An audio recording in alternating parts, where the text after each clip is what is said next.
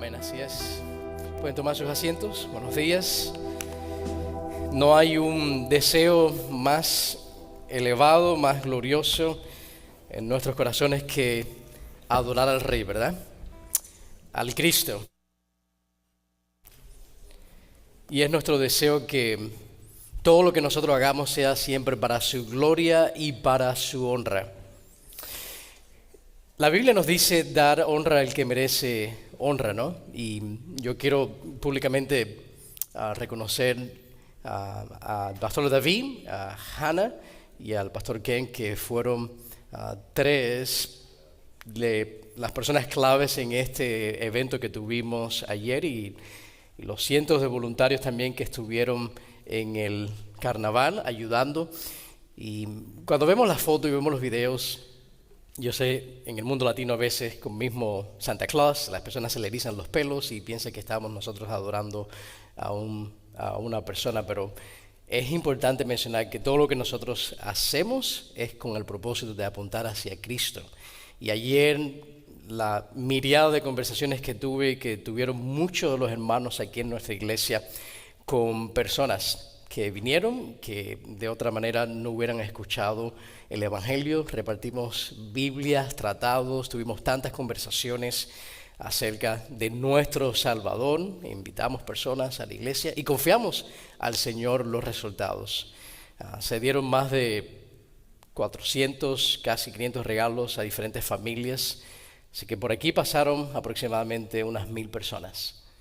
Y nosotros tenemos el deseo y oramos que Dios use todo eso para salvar a pecadores, y nosotros como iglesia tener el gozo de ver a personas ser reconciliadas con nuestro Señor y con nuestro Salvador. Y qué privilegio poder hacerlo juntos, poder unir fuerzas y dar a conocer a Cristo en esta comunidad en la cual el Señor nos ha puesto. Y oramos de que Él sea alabado y que las personas crean en Él y ver familias ser impactadas por las buenas noticias del Evangelio. La verdadera razón de la Navidad, que es el Cristo, el Señor, el Rey de Reyes, el Rey de Israel, nuestro Señor y Salvador. Vamos a orar antes de seguir avanzando en nuestro servicio. Padre, gracias porque podemos adorarte. Gracias a lo que Cristo hizo por nuestras vidas. Señor, te pido que en esta mañana continuemos siguiendo, creciendo en el conocimiento de tu palabra, de tu voluntad, una comprensión más clara y profunda del Evangelio y de la Navidad. Como cantábamos, Noel, Noel, una palabra que significa en francés Navidad. La Navidad es el Cristo. La Navidad es que el Salvador del mundo ha venido, ha nacido un Salvador, que es Cristo el Señor, en la ciudad de David. Y gracias a ese nacimiento, gracias a que Él vivió una vida perfecta, gracias a que Él fue a la cruz por nosotros, ahora podemos cantar, podemos alabar, podemos adorarte y podemos tener comunión contigo, Dios. Te pido que seas con nosotros, que tú nos hables a través de tu palabra y que tú seas adorado, que nuestros corazones puedan responder con alabanza y adoración y gratitud por lo que tú has hecho por cada uno de nosotros. Y te lo pedimos en tu nombre, Jesús. Amén. Hoy estamos en nuestra tercera semana de la serie Un mundo abrumado se regocija. Y la primera semana estuvimos aprendiendo acerca de la esperanza. En esta serie estamos viendo 4 aspectos de la Navidad, 4 aspectos de lo que el Evangelio produce en la vida del pecador, lo que el Evangelio hace en cada uno de nosotros. Y lo primero que aprendimos fue acerca de la esperanza bíblica. La esperanza bíblica es una expectativa segura en el carácter y las promesas de Dios. El Evangelio produce eso en nosotros. Nosotros ahora, los que estamos en Cristo, tenemos una esperanza segura en un futuro donde ya no habrá más pecado. Viene un futuro donde ya no habrá más muerte, donde no habrá más maldad, un cielo nuevo y una tierra nueva. El Evangelio nos da esa esperanza. Estamos completamente convencidos de que ese futuro se acerca. Y no solamente tenemos esperanza ahora en un futuro glorioso, el Señor va a regresar por su pueblo y Él va a establecer su reino y reinaremos con Él, y después de 1000 años establecerá cielos nuevos y una tierra nueva. Pero también aprendimos la semana pasada acerca del gozo. Ahora, con esta esperanza que tenemos, también tenemos gozo. Y el gozo es estar profundamente consciente de la gracia y el favor de Dios en mi vida. Lo que Dios ha hecho por nosotros. No solo miramos hacia un futuro mejor, sino que también en el presente ahora hay gozo por lo que Dios ha hecho en nuestras vidas. En cada uno de aquellos que han creído en Él. El Evangelio produce gozo porque ahora soy consciente de lo que Dios ha hecho por mí y en mí. Hoy vamos a hablar acerca de la paz bíblica. No una paz superficial, no una paz temporal, no una paz como el mundo la da, como Cristo le dijo a los discípulos antes de ir a la cruz. Mi paz os dejo, mi paz os doy, no como el mundo la da. Es una paz diferente. Y ahí hay una definición de paz bíblica. Paz bíblica es estar en correcta relación con Dios. En la seguridad de la salvación. De que antes yo era un enemigo de Dios y ahora estoy en paz con Dios. Que ahora soy salvo. La paz es el fin de la enemistad con Dios. La paz con Dios es el resultado de haber sido justificados a través de la fe en Jesús. Eso lo produce la salvación. Que ahora yo delante de Dios estoy justificado, soy salvo. El Evangelio trae una paz que transforma en el presente nuestra relación con Dios. Cuando el Evangelio viene a nuestras vidas, es una paz que transforma nuestra relación con Dios, transforma nuestra relación con los demás y transforma nuestra relación con la creación. Y en última instancia, la redención, la obra de Cristo, la obra de salvación va a traer un estado de paz universal entre el hombre y Dios, entre todos los redimidos y con la creación. Ahora dice el Romanos 8 que la creación gime. Vivimos en un mundo donde hay terremotos, donde hay incendios, donde hay mal, donde hay muerte, donde hay enfermedades, donde existe el cáncer, donde los niños mueren, donde vemos cosas injustas. Pero se aproxima un día donde todo eso cambiará. Juan Calvino dijo que la paz es a la vez una calma interna y un llamado externo a vivir en paz con los demás.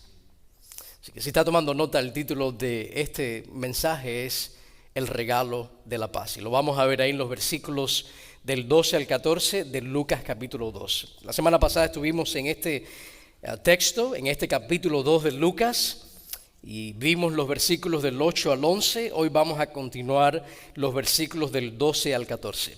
Lucas capítulo 2. Y cuando esté ahí, dígame, por favor.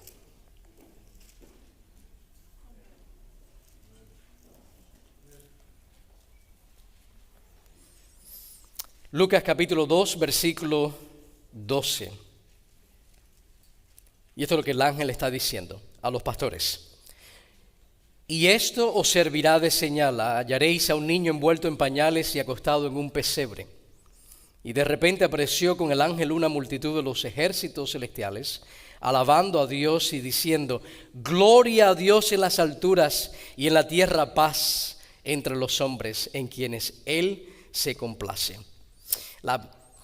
Bajo este título vamos a ver dos encabezados. Vamos a ver la persona de la buena noticia, de las buenas nuevas, y vamos a ver el propósito de las buenas nuevas. Así que vamos a ver la persona y el propósito de las buenas nuevas. Lo primero que vamos a ver entonces es la persona de la buena noticia.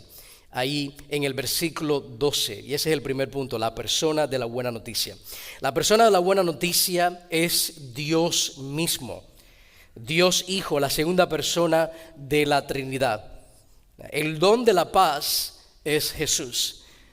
Si ustedes recuerdan Isaías capítulo 9, versículo 6, a Jesús, al Mesías, aquel que iba a nacer, se le describe como el príncipe de paz. El príncipe de paz.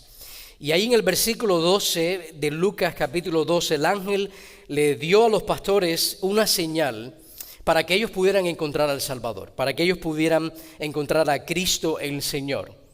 Cuando el ángel llegó y dio la noticia, le dijo, van a encontrar un niño envuelto en pañales y acostado en un pesebre. En el versículo 12, el Mesías ha nacido, pero no lo van a encontrar en un palacio, lo van a encontrar en un pesebre. Recuérdense, un pesebre es básicamente una caja de madera donde ponían la comida de los animales. Y el ángel llegó diciendo dos señales. La primera señal, que es un bebé envuelto en pañales. Y no hay nada de inusual en eso. Todas las madres judías envolvían a sus hijos en pañales, en este tipo de ropa, para que el bebé estuviera cómodo, se sintiera acogido, se sintiera con calorcito, no tuviera frío. Y es algo que nosotros hacemos hoy en día. Cuando los niños nacen, lo envolvemos también en una especie de un pañal. Esa fue la primera señal que el ángel le dio ahí a los pastores. Ahora, la segunda señal es que normalmente una madre judía no iba a poner a su bebé en un pesebre. Eso no es una cuna, es una caja donde ponían la comida de los animales. Seguramente Jesús esa noche en Belén no era el único niño que había nacido, pero seguramente era el único niño que estaba en un pesebre. Y cuando los ángeles iban a ir a buscar al Salvador, tenían esas dos señales. Un niño envuelto en pañales, número 1, y número 2, puesto entonces en un pesebre. Por eso aquí en Lucas capítulo 2 se ve la repetición en esta narrativa bíblica del nacimiento de Jesús. Se menciona en el versículo 7, note que dice, y dio a luz a su hijo primogénito. La primera señal, lo envolvió en pañales, y la segunda señal, y le acostó en un pesebre. Ahora en el versículo 16 se menciona nuevamente, mírenlo ahí en su Biblia. Los pastores dicen que fueron a toda prisa, pero ahora note que en el versículo 16 solamente se menciona la segunda señal, porque esa es la parte inusual. Dice que hallaron a María y a José y al niño acostado en un pesebre.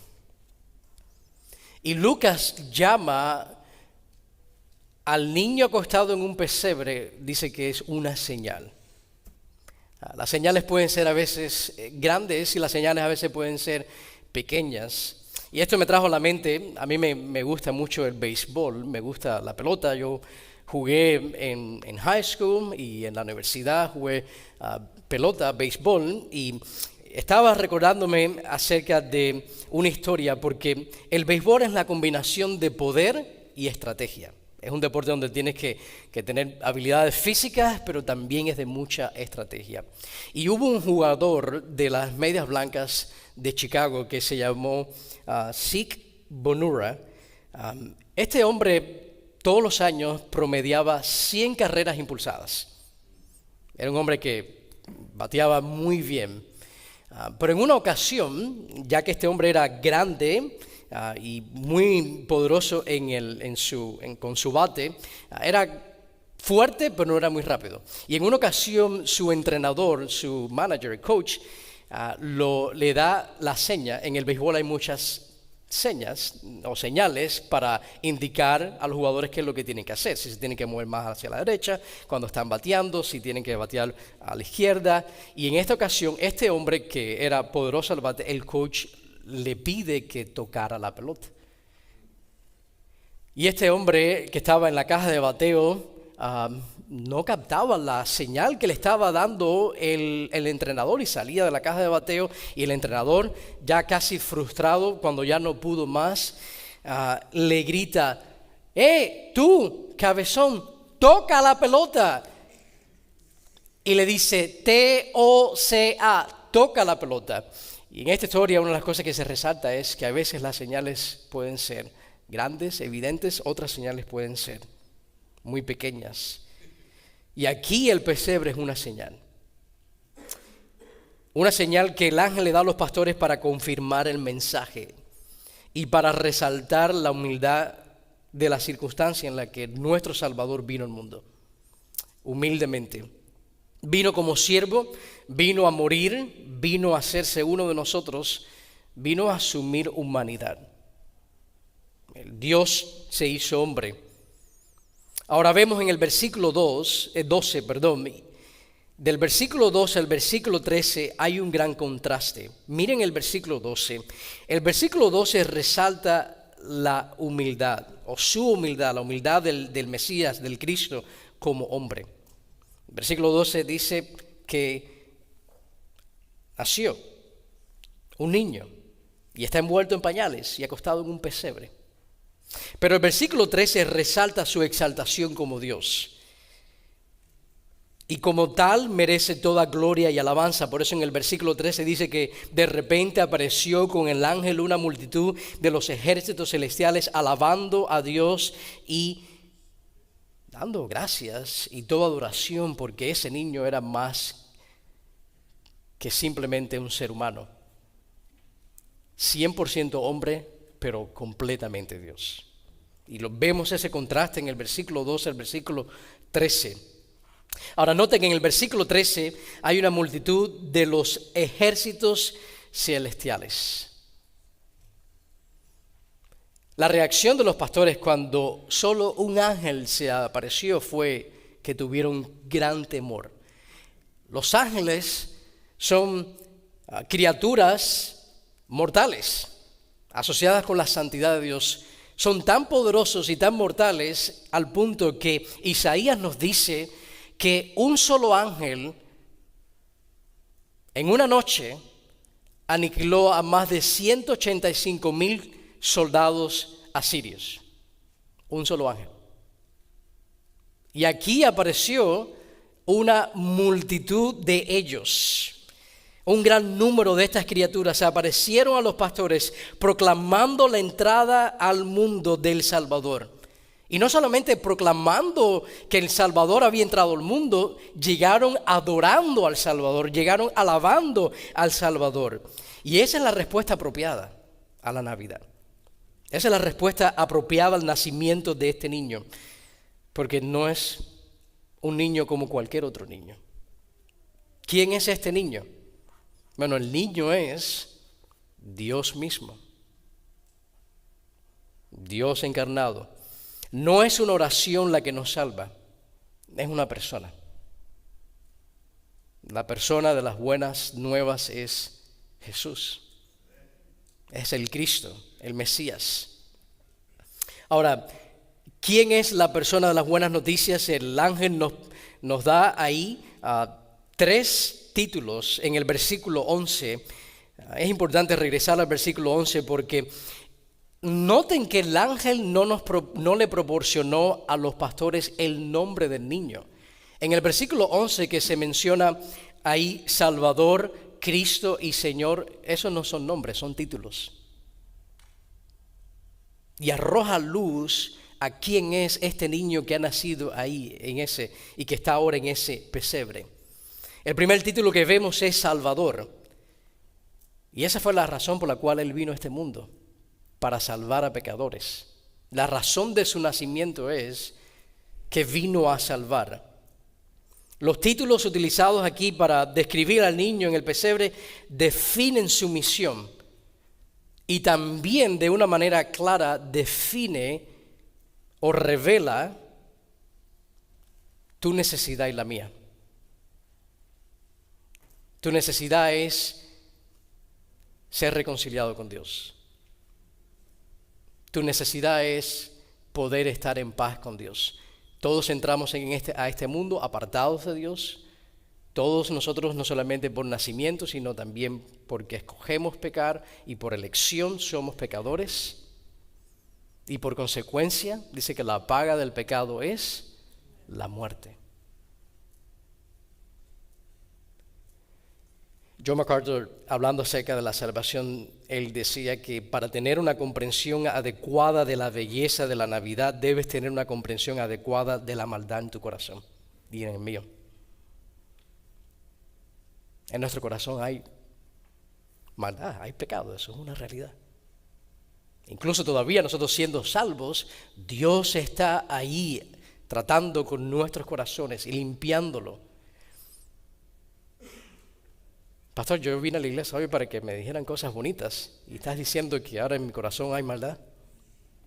Bueno, para poder apreciar la Navidad tienes que entender y comprender la gravedad de tu pecado y de mi pecado.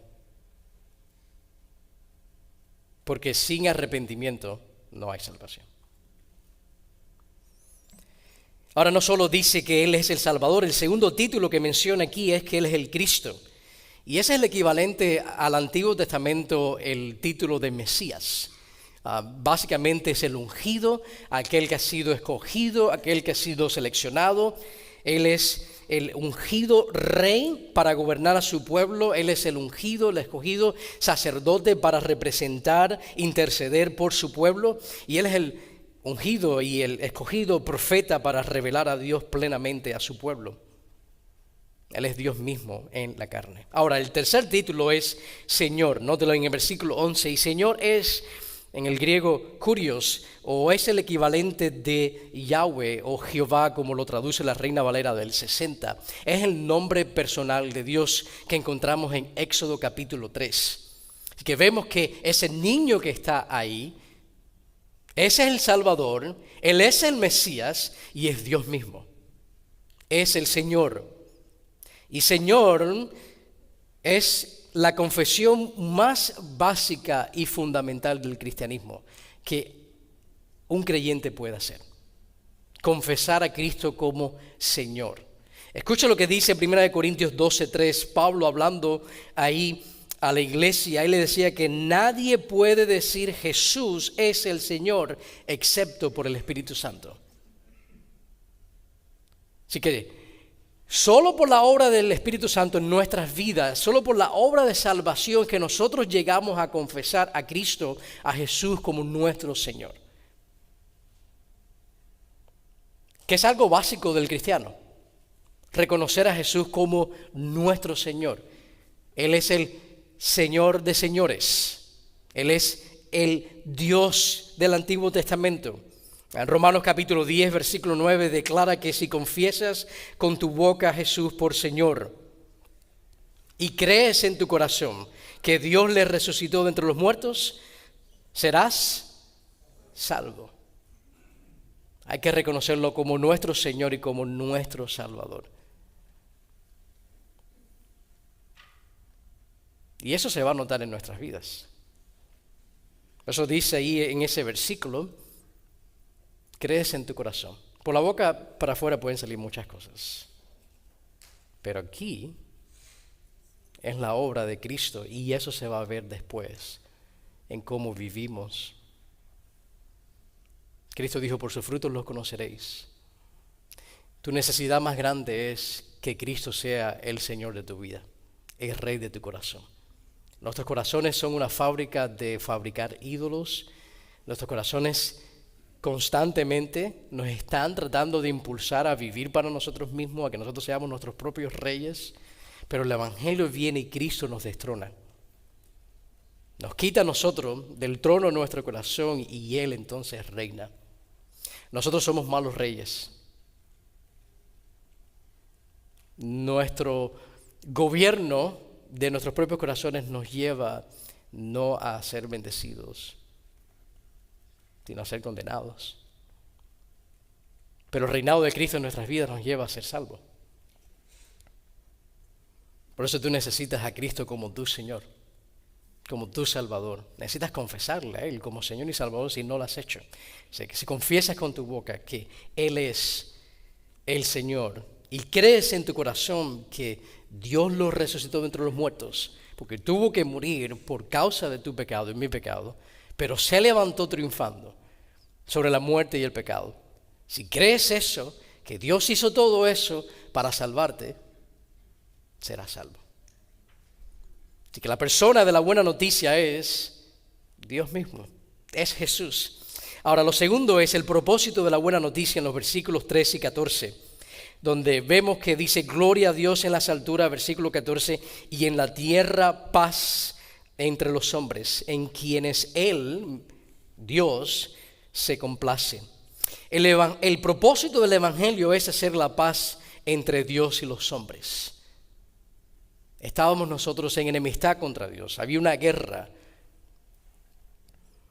Y la paz que el ángel aquí proclamó se refiere a la paz con Dios que resulta de la salvación. Si usted lee las Escrituras, y especialmente el Antiguo Testamento, puede ver que en el Antiguo Testamento constantemente se están haciendo sacrificios de animales, ¿verdad? Los sacrificios de animales, había un sacrificio de animal que era por la culpa, que era por el pecado. Y los sacrificios de animales se hacían para poder restaurar la paz entre el pecador y Dios. Pero el problema con los sacrificios de los animales era que establecía una paz temporaria. No era una paz que permanecía, era momentánea con Dios, una paz con Dios a través de los sacrificios, pero que no duraba. No era una paz permanente, era una paz que se rompía cada vez que pecaban. Por eso tenían que hacer sacrificio todos los días. Todos los días tenían que volver y repetir los mismos sacrificios, porque pecaban todos los días, así como tú y como yo. Ahora, por medio de la fe en el sacrificio de Jesús, nosotros tenemos una paz permanente. Y esa palabra es importante. Tenemos ahora, por medio de la fe en Cristo, una paz permanente, inquebrantable, que a pesar de que nosotros seguimos siendo pecadores, no cambia esa paz. Por eso vemos que el ángel llega diciendo y proclamando una paz permanente entre el hombre y Dios a través de ese sacrificio perfecto que Hebreos nos dice que Cristo lo hizo una vez y para siempre. No es necesario que Cristo continúe dando su vida por nosotros, porque su obra una vez y para siempre consiguió una paz permanente, inquebrantable. Romanos 5:1 nos dice, por tanto, habiendo sido justificados por la fe, tenemos paz para con Dios por medio de nuestro Señor Jesucristo. Nosotros los creyentes tenemos paz permanente con Dios porque se nos ha concedido la justicia de Cristo. La vida perfecta de Cristo, el sacrificio de Cristo, la justicia de Cristo, ahora se nos ha otorgado. Hemos sido vestidos con la santidad de Cristo. Y gracias a lo que Cristo hizo, cada vez que Dios Padre nos mira a nosotros, justificados, amados, escogidos, elegidos, perdonados, en paz con Él. No por nuestro rendimiento. Si fuera por nuestro rendimiento, estuviéramos igual que los santos del Antiguo Testamento, en problemas diarios. Pero gracias a esa paz que no cambia, gracias a lo que Cristo hizo, tenemos una paz permanente. Isaías 32:17 dice que la obra de la justicia será paz. Así que el resultado de la salvación, el resultado de la obra de Cristo trajo una paz permanente. Ahora entre el pecador y Dios, aquellos que han recibido a Cristo como su Señor y Salvador. Y Cristo vino a darnos su justicia para que estemos en paz con Dios. Yo viví en la Florida muchísimos años, 25 años, y en la Florida, a diferencia de aquí, hay muchos rayos, relámpagos y truenos. Aquí rara vez tú ves eso, ¿verdad? Y muchos de los edificios allá tienen lo que se le llaman pararrayos, para que los edificios no sean destruidos. Y se dice una vez que había una congregación adorando al Señor, y en esa iglesia, en ese templo, había un pararrayo, pero en forma de cruz. Y había una tormenta mientras la iglesia estaba adorando al Señor, y después del servicio uno de los diáconos se acerca al pastor y le dice, pastor, el edificio fue golpeado por rayos constantemente. Y el pastor entonces preocupado le dice, bueno, ¿y cuáles fueron los daños? ¿Qué sucedió? y el diácono le dice al pastor, bueno, el pararrayos en forma de cruz recibió todos los golpes, recibió todos los efectos del rayo y toda esa electricidad fue a tierra y nada sucedió. En pocas palabras le estaba diciendo, la cruz hizo su trabajo. Y porque la cruz hizo su trabajo, nosotros ahora podemos tener paz para con Dios. Porque Cristo recibió todo el castigo, nosotros podemos tener paz para con Dios. Hay dos palabras en la Biblia para paz. Shalom en hebreo, ¿ustedes han escuchado eso? Esa palabra. Y la segunda en el Nuevo Testamento es eirene.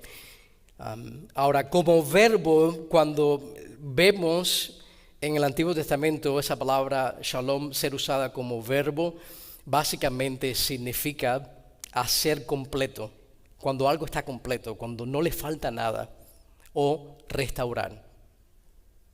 Y es una ilustración de lo que la salvación, lo que Cristo ha hecho en la salvación. Nos ha hecho completos, nos ha restaurado en nuestra relación que estaba perdida, que estaba rota, nos ha restaurado la relación con Dios. Jesús vino para lograr una paz completa entre los hombres y Dios. El profeta Isaías esperaba un futuro rey. En el libro de Isaías vemos que se menciona ahí en el capítulo 9 un príncipe de paz, y el profeta Isaías miraba y veía que ese príncipe de paz iba a traer un reinado que tenía una paz sin fin, un tiempo en el que Dios haría un pacto de paz con su pueblo, un tiempo donde Dios enmendaría todos los males y sanaría todo lo que se había roto. Y eso es lo que hace el Evangelio, nuestra relación entre nosotros y Dios. Y ese es el reino de Cristo que se aproxima. Nosotros necesitamos urgentemente esta paz que continúe transformando nuestras vidas. Yo creo que en este lugar, en esta mañana, no hay nadie, no creo que nadie aquí hoy haya vivido en el 2024 un año libre de conflictos, libre de haberse irritado contra otra persona, libre de haberse molestado contra otra persona. ¿Alguien? Nadie, ¿verdad? Eso resalta la realidad de nuestra lucha constante. Nos irritamos, nos ponemos impacientes, nos enojamos con los demás, nos enojamos con familiares, nos irritamos con hermanos en la iglesia, con amigos. No vaya tan lejos si está usted casado con su cónyuge, con el esposo y la esposa. Ahora, cuando nosotros miramos todo eso, déjeme decirle algo, tu problema y mi problema no son las relaciones. ¿Usted sabe dónde radica el problema de por qué nos irritamos, por qué nos enojamos, por qué sale esa impaciencia de nosotros? Por nuestro corazón. Nuestro corazón. Tenemos un corazón donde todavía hay pecado, hay maldad, que un día va a ser completamente erradicada, pero en este momento está ahí. Y David entendía eso. Y David lo reflejó en el Salmo 51 cuando él le pedía a Dios, oh Dios, crea en mí un corazón limpio. Porque sabía que era algo que constantemente tenía que ser hecho por la obra del Espíritu Santo en nosotros. Y eso es lo que nosotros necesitamos. Un cambio radical en nuestros corazones. Un cambio de corazón personal, permanente. Porque ahí radica nuestro problema, en nuestro corazón. Y está muy claro en esta noticia que vemos aquí del ángel en cuanto al propósito de la venida del Salvador, que su venida fue para tratar con el problema. El Salvador vino para tratar con nuestros corazones.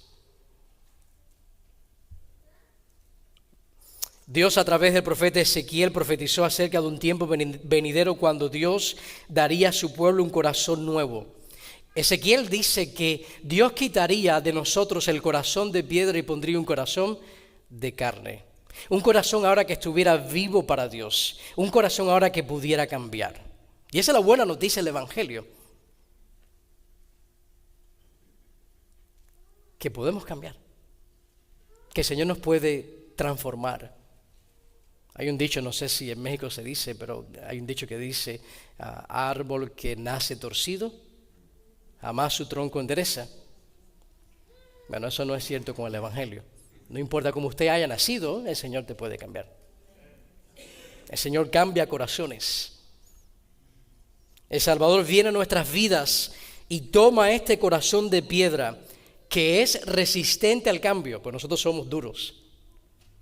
Este corazón Él lo cambia, lo convierte en un corazón ahora que desea el cambio, que desea ser santificado y que está también en una capacidad de cambiar.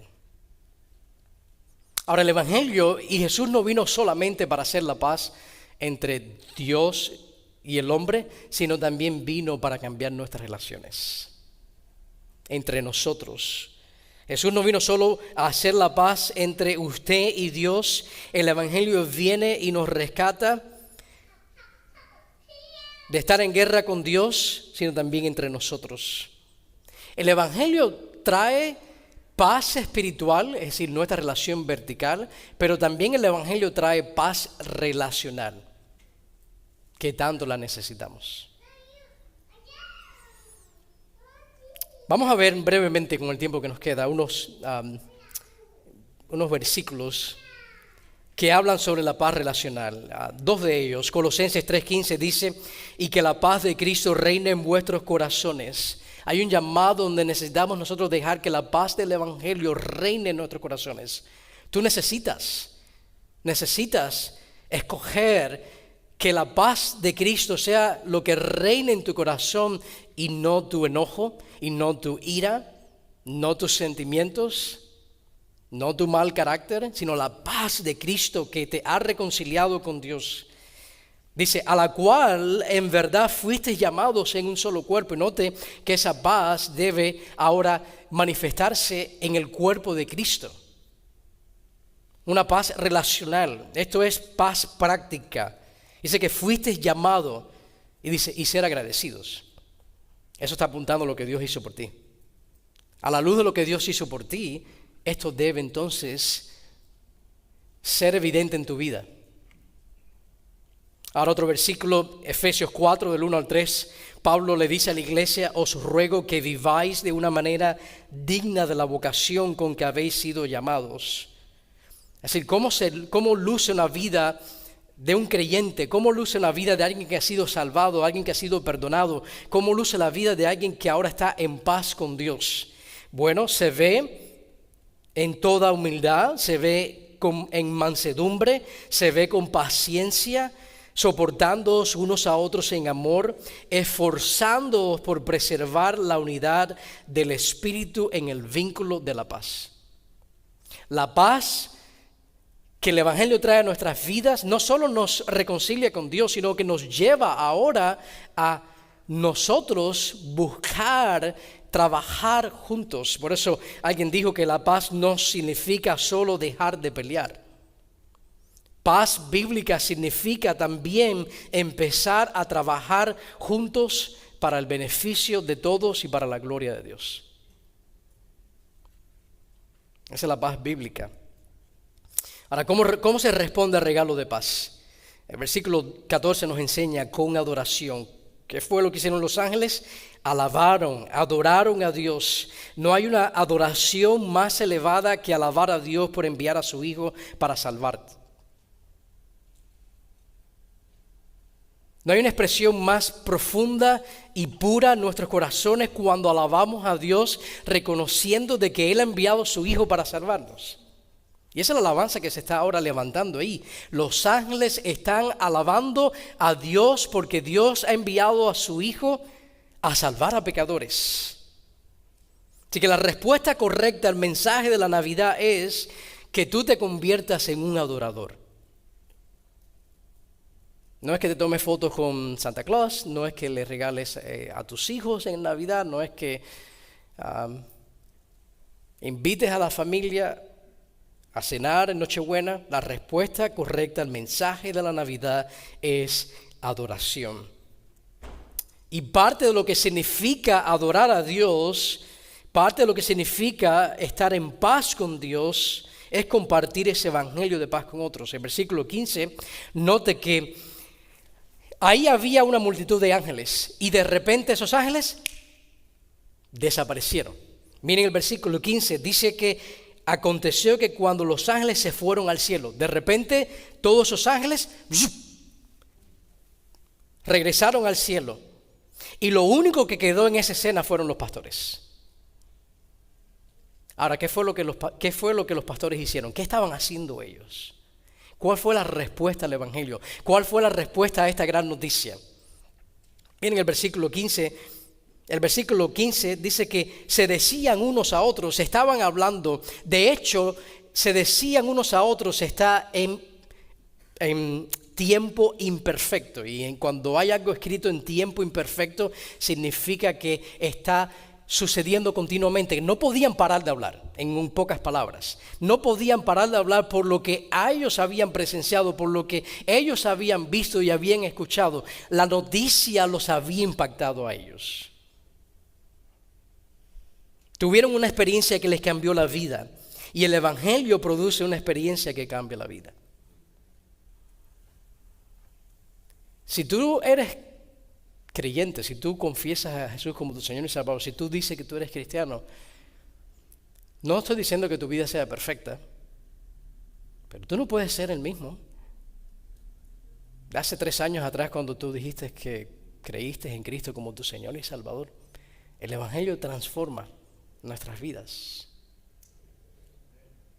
Ahora, qué tragedia sería si no te importara estar en paz con Dios y con los demás. Qué triste sería si tú, al escuchar lo que la palabra nos enseña, de lo que el evangelio hace en nuestras vidas, o hace en la vida de una persona, tú siguieras indiferente. Nuestro corazón tiene un problema del cual solo el evangelio es la solución. Y no siempre nos preocupamos por la paz con Dios, no siempre tenemos paz interior. Y muy de seguro no siempre estamos experimentando paz los unos con los otros. Por eso esta noticia del evangelio es tan relevante hoy como lo fue en ese momento cuando los ángeles llegaron proclamando paz. Paz. Versículo 14. Paz entre los hombres en quienes Él se complace. Los ángeles anunciaron paz, tu paz. Los ángeles anuncian tu redención. Los ángeles anuncian la gracia que necesitas, el Salvador que necesitas, para que puedas experimentar de todas las maneras posibles y habidas la paz de Dios. Termino con esta ilustración. ¿Cuántos de ustedes han visto o conocen acerca del coro que todos los años en King's College en Cambridge, en Inglaterra, canta villancicos? ¿Alguien de ustedes ha visto eso alguna vez? King's College. Algunos de ustedes. Bueno, todos los años, diciembre 24 a las 3 de la tarde, y esto lleva sucediendo desde los 1916, la tradición va mucho más allá, a finales de los 1800, pero todos los años en esta catedral se reúne un coro de niños y otras personas más, donde el evangelio o la historia de la Navidad es contada a través de 9 lecturas breves y 9 villancicos. Todos los años, ha sido así por ya más de 100 años. Del diciembre 24 a las 3 de la tarde, sí, puede buscarlo en YouTube, para si usted quiere verlo. Se llama King's College Cambridge Choir. Y hay algo bien interesante que me llamó la atención acerca de este evento. El servicio siempre comienza de la misma manera. todos los años, un niño, entre todos los niños del coro, pero un solo niño, cantando la primera estrofa de un villancico que se titula Una vez en la ciudad real de David. Muy parecido a lo que vemos aquí cuando el ángel dijo ahí en el versículo 11, os ha nacido en la ciudad de David un Salvador. Es un villancico que habla acerca de este texto. Y hay uno de esos niños, comienza así el evento, cantando la primera estrofa de ese coro. Pero lo que esos niños no saben es quién es el que va a comenzar cantando. Así que todos los años, esos niños que cantan en ese coro se preparan y se memorizan la primera estrofa. Pero ninguno de ellos sabe, ni incluso el que va a ser escogido, quién es el que va a empezar a cantar la estrofa de ese villancico. Hasta el momento que va a comenzar el evento. Es un evento que hoy en día, primero fue transmitido por radio, después la BBC lo transmitió por televisión y ahora con internet millones de personas ven este evento bien bonito y bien cristocéntrico. Pero este niño que comienza a cantar no lo sabe hasta el momento que ya va a comenzar y el director del coro apunta con el dedo y escoge entonces a uno de ellos. Todos se preparan, pero nadie sabe, ni incluso el que es escogido, que ese va a ser el momento donde va a empezar a cantar. Y pensando en esto, yo me pregunto, ¿cuál sería tu respuesta si tú eres escogido en esta mañana para que hables acerca de la Navidad? Yo me pregunto que, no para cantar, sino para que tú dijeras qué significa la Navidad para ti. Yo me pregunto si tú dirías en esta mañana, bueno, la Navidad para mí significa que Cristo ha venido y me ha salvado de mis pecados. Yo me pregunto si esa sería tu respuesta. Si te escogieran hoy, si serías capaz de hablar de Cristo como tu Señor y Salvador. La Navidad es Dios haciéndose hombre para salvarnos. Y la Biblia nos dice claramente el significado de la Navidad. ¿Cuál debe ser nuestra respuesta? Bueno, la Navidad nos llama a la acción. La Navidad nos llama a la adoración. Y la Navidad nos llama a compartir este glorioso mensaje. Se nos acabó el tiempo. Creo que podemos terminar viendo un video de uno de los testimonios y después yo voy a subir y voy a orar por nosotros. ¿Está bien? Okay. Vamos a ver este video. Me llamo Amber Turner y soy miembro aquí en la iglesia Gesell en el campus de Santa Rosa y estoy aquí para compartir mi testimonio. Mis primeros recuerdos de la iglesia son de cuando era niña. Fui un par de veces, pero realmente no entendía el concepto de quién era Jesucristo. Desde la infancia fui víctima de abuso sexual, abuso infantil y a veces podrías decir que también fue negligencia. Realmente, solo he conocido a mi padre tal vez 3 veces en mi vida y tengo un recuerdo vago. Cuando era joven y luego cuando tenía 20 y algo y luego justo antes de que él muriera para su funeral. Así que al crecer con estas cosas y no conocer a Cristo, sin tener un padre, sin saber mi valor, sin saber básicamente quién era y para qué estaba hecha, tuve un embarazo. Adolescente temprano, estuve embarazada de mi primera hija a los 13 años. Estuve embarazada de mi segunda hija a los 14 y tuve a mi hijo a los 16. Y para cuando tenía 26 años, ya tenía 7 hijos propios. Entretener a mis hijos, tuve una adicción a fumar cigarrillos y a beber. Tuve una adicción a las drogas durante unos 2 o 3 años, pero por la gracia de Dios fui a un centro de rehabilitación y nunca volví a tocarlas. Pero aún así luchaba por criar a mis hijos sin quedarme sin hogar. Y solo, ya sabes, no siendo tan joven y tratando de hacerlo, sabes, probablemente los 38 años. Mi hija mayor, que solo es 13 años mayor que yo, se graduó de la secundaria y salió de fiesta durante unos 6 meses. Y luego, después de 6 meses, ella simplemente dijo, mamá, ¿sabes? Hay tanto más Y ella empezó a ir a una iglesia, Calvary Chapel, y empecé a ver cómo las vidas de mis hijos cambiaban. Y luego vino su otra hermana, a la que llamamos las gemelas irlandesas, también pronto a la iglesia. Sabía que algo estaba funcionando porque mi hija mayor siempre estaba muy pegada a mí. Y ella dijo, mamá, nunca me voy a ir, nunca lo haré. Y ella era realmente tímida, muy asustada, pero tenía como esta nueva creencia, valentía en ella. Y solo esto salió y ya sabes, hizo cosas por su cuenta. Así que después de gritarle a mi hija durante como 6 meses, ella me dijo, mamá, solo ven a la iglesia. Y un día simplemente me sentí, estaba realmente eufórica y muy borracha por eso, y fui a la iglesia. Y me senté allí y estaba escuchando y estaba un poco borracha. Pero ellos eran tan acogedores y a partir de ahí empecé a ir a la iglesia y simplemente a escuchar.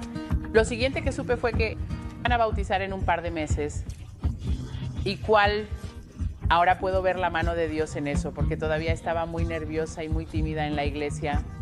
Y me dio tiempo para aprender y simplemente rendirme a Jesucristo. Así que llegué al Señor cuando tenía 38 años. Todavía luchaba con fumar y beber y así sucesivamente, pero puedo decirte que el Señor quitó uno por uno. Y estoy aquí sentada hoy. Estoy libre de cigarrillos, libre de alcohol, libre de dramas, libre de estrés. Sí, de donde vengo. Dios realmente ha trabajado y sigue trabajando dentro de mi vida para mantener mi fe y saber quién es Jesús. Solo saber cuán poderoso y cuán favorecida me siento por Jesucristo. Sabes, simplemente no hay duda de que Dios no es real. Él es simplemente, es maravilloso, es maravilloso.